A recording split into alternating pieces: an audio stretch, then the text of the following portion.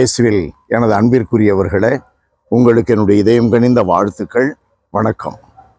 அன்பானவர்களே, இந்த ஞாயிற்றுக்கிழமை ஆண்டவர் இயேசு யோவான் நற்செய்தி 10வது அதிகாரம் 27 30 வரை உள்ள பகுதியிலிருந்து நமக்கு சொல்லுகின்ற அருமையான வார்த்தை, என் ஆடுகள் எனது குரலுக்கு செவி சாய்க்கின்றன, எனக்கும் அவற்றை தெரியும், அவையும் என்னை பின்தொடர்கின்றன.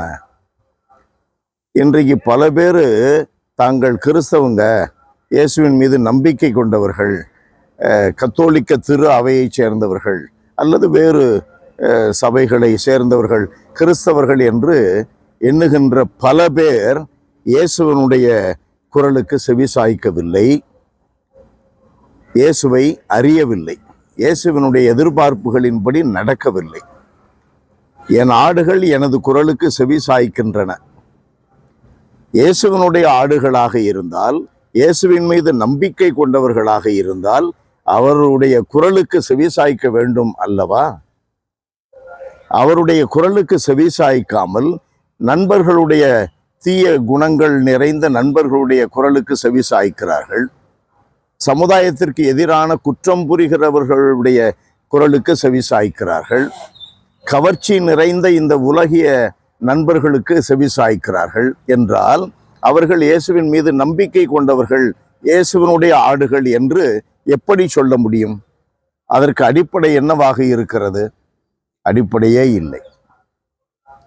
மணல் மீது கட்டப்பட்ட வீட்டிற்கு சமமானவர்கள், மணல் மீது வீட்டை கட்டிய அறிவிலிக்கு சமமானவர்கள்.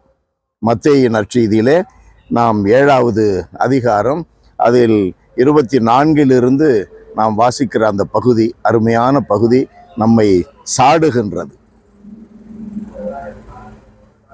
ஆண்டவருடைய குரலுக்கு செவிசாய்த்தால் என்ன கொடுக்கிறார்? நான் அவற்றிற்கு நிலை வாழ்வை அளிக்கிறேன், அவை என்றுமே அழியா.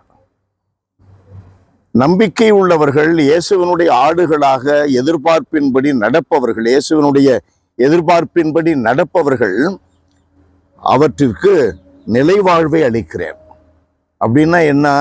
இலக்கை நோக்கி, நிலை வாழ்வு என்ற இலக்கை நோக்கி அவர்கள் பயணத்தில் அவர்கள் என்றுமே தளர மாட்டார்கள், என்றுமே அழியா. அவர்களில் உள்ள இயேசுவினுடைய விழுமியங்கள், மதிப்பீடுகள் என்றுமே குறையாத தீவிரத்தோடு இருக்கும், சூடாகவே இருக்கும். ஆனால் இயேசுவினுடைய மதிப்பீடுகளுக்கு எதிராக நடப்பவர்கள் அழிந்து போவார்கள். 3:17 யோவான் நற்செய்தியிலே நாம் வாசிப்பது அதுதான். என் மீது நம்பிக்கை இல்லாதவர்களுக்கு தீர்ப்பு ஏற்கனவே அளிக்கப்பட்டு விட்டது. தீர்ப்பு அளிக்கப்பட்டு விட்டது என்றால் இந்த உலகிலே அவர்களுக்கு நிம்மதி அழிந்து போகும். அவருடைய எதிர்பார்ப்பு உலக இயல்பின்படியே நடக்கும். உலக இயல்போ அழிந்து போகிறது, உலகமே அழிந்து போகிறது. அன்பு நிறைந்த எங்கள் இறைவா, உம்மை போற்றி புகழுகிறோம்.